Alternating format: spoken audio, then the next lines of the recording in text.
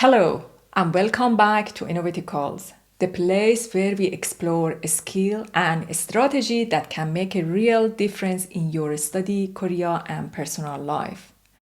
I am Professor Nikki Eshiaghi from RMIT University in Melbourne. In this episode, I am going to talk about one of the most misunderstood topics I have come across with many students, colleagues, and professionals I have worked with. When it is rightly understood, it can be one of the most effective tools to advance our potential in facing and dealing with challenges. But when it is poorly understood, it can become one of the worst perspectives that actually worsen the very situation we are trying to overcome. That topic is optimism.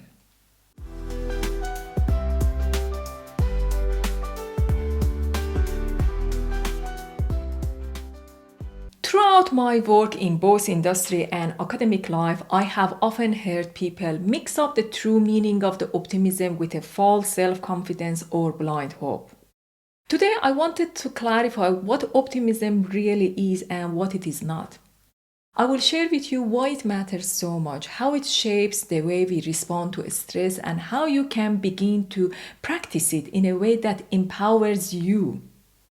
My hope is that these conversations open up a new window for you to pursue a skill that will not only strengthen your study and career but also enrich your personal life. Now let's dive in. Optimism isn't about ignoring problems, it's about holding on to hope and possibility even when the situation is challenging. Let's take a simple example.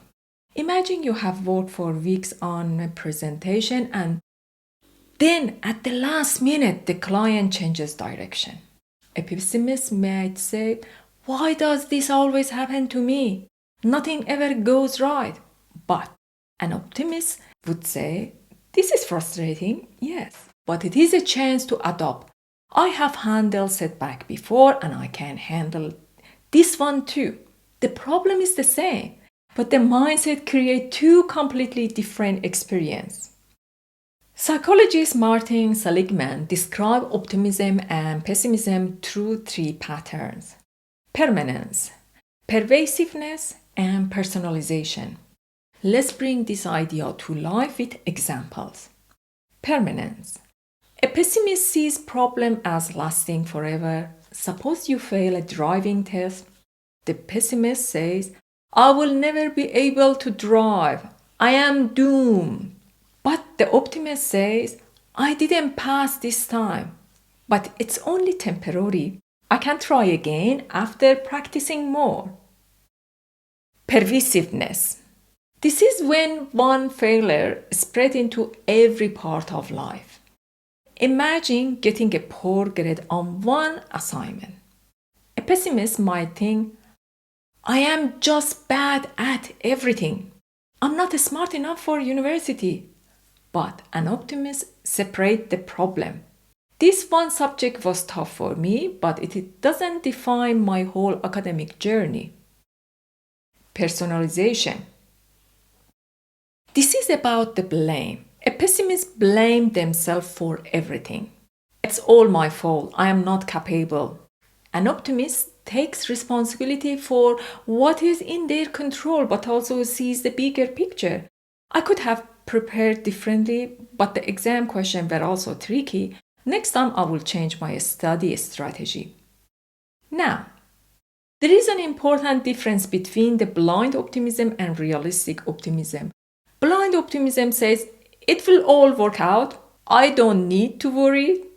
Realistic optimism says, "I believe things can work out, but I also need to take action." Take this example. A student has a 5,000-word research paper due in 3 weeks. Blind optimism says, "I am clever. I will just write it in a night before." Then panic hits when they realize it is impossible to do well. Realistic optimism says, "I can handle this. If I break it into a smaller part and start now, I will manage it." Hope is still there, but paired with action.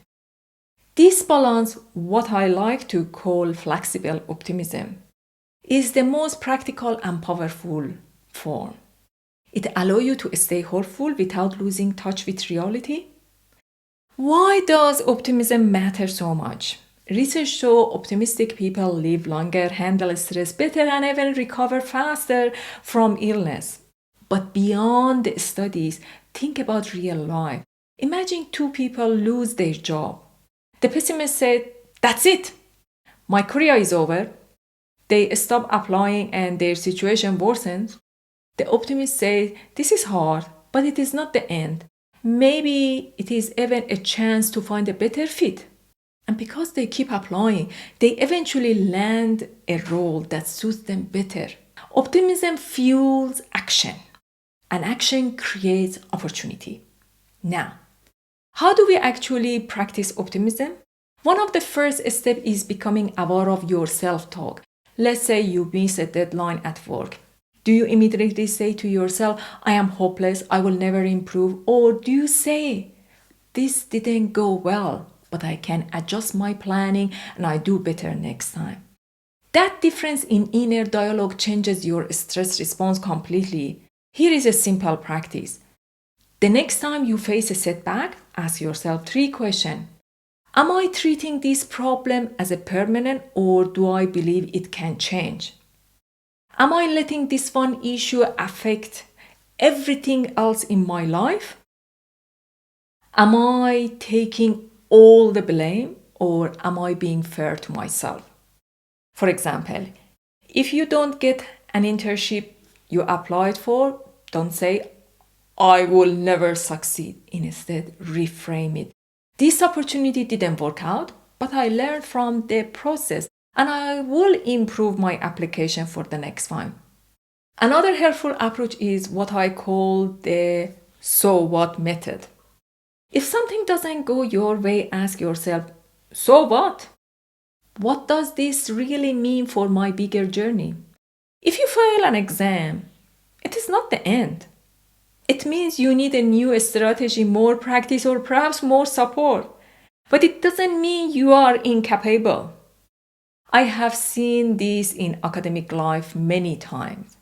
A colleague of mine applied for a grant and didn't get it. At first, it was disappointing. But instead of the sinking into negativity, she thought, "So what? I will use reviewer feedback, improve my proposal, and try again." And the next year, she won the grant. That's the power of optimism, not blind hope, but the courage to keep going. Some people worry optimism makes you unrealistic. But the truth is, optimism doesn't ignore the problems. It gives you energy to face them. It is about saying, "Yes, this is tough, but it is temporary. It is specific, and I can do something about it." So, as you go into this week, notice how you talk to yourself when things don't go as planned. Ask, am I approaching this as a pessimist, seeing it as a permanent, pervasive, and personal? Or am I approaching it as an optimist, seeing it as a temporary, limited, an opportunity to learn? Optimism doesn't mean life will be easy. It means you believe in your ability to adapt, to grow, and to find a way forward. And that belief often makes all the difference. Thank you for joining me today on Innovaticalls. If you found this episode helpful, share it with someone who could use a reminder to stay hopeful and, as always, stay optimistic, stay resilient, and I will see you in the next episode.